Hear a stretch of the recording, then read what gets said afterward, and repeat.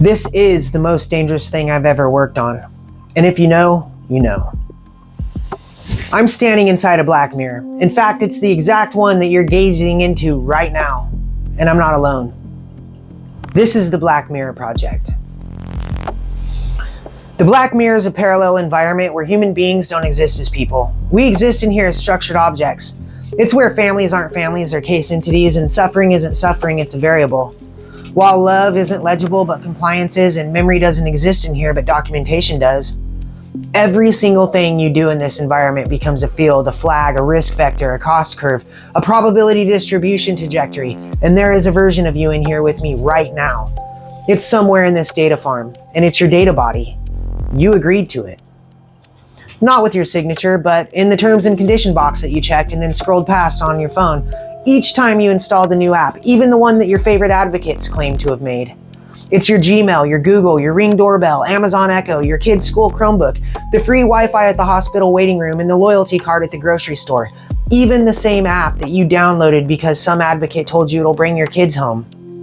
Every one of those is a data collection node feeding the same network of data firms and data farms that the government agencies pay huge amounts of money to access. Real-time, continuous, cross-reference, and encode.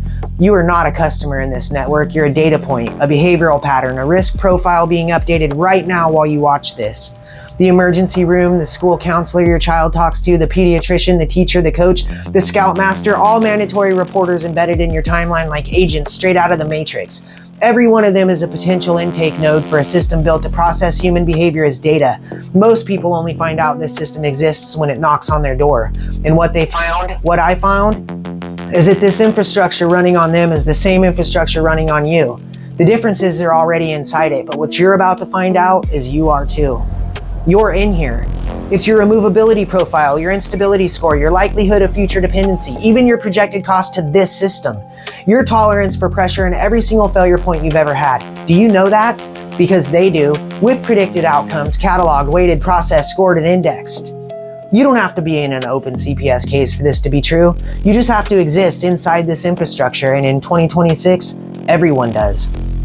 The CCWIS, the Comprehensive Child Welfare Information System, is running in real-time pattern mapping on contact history, behavioral drift detection across every interaction logged in every file, the cognitive load indexing built into the SDM, the structured decision-making, dynamic risks fields filled out after every contact point, predictive systems logging cleared investigation as risk factors, algorithmic risk scoring that treats resistance as a data point, and compliance as a target state. This system doesn't read you as a person, let alone a parent. Here, you're just a signal. While it runs pattern frequency compression on your behavior and then it outputs a number. That number will then follow you and your child. It links to your Medicaid record, your TANF history, and all your prior system involvement. It'll persist long after you're cleared, and then it will feed the next intake while already deciding something about you before the next caseworker ever even wakes up. This world was not built for your safety, your care, or justice. It was built to make human behavior legible to capital so that money can move through our populations without friction.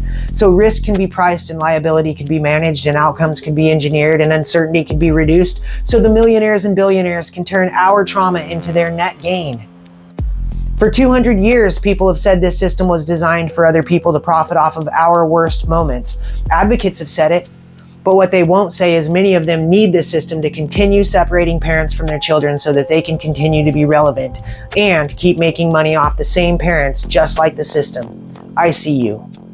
And I see the parents standing in the courtrooms with nothing left to lose. But until now, nobody has ever been able to prove it with a primary source, a federal document, a pension record, a contract number, a named fund, a named person, or a named dollar amount. Until now.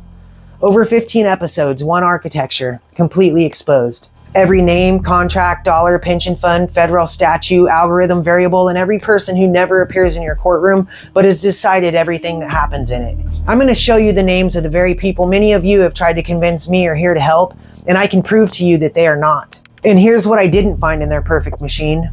The sound of the now empty bedroom that used to have your child in it.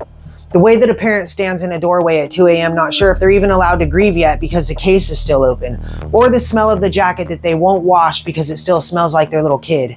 That data doesn't have a field, that pain doesn't have a variable, and that love doesn't have a flag. That's the only thing they couldn't engineer out. They said I better not put this out. It's out.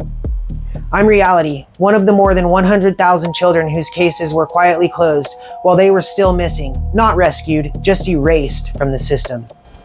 This is the Black Mirror Project.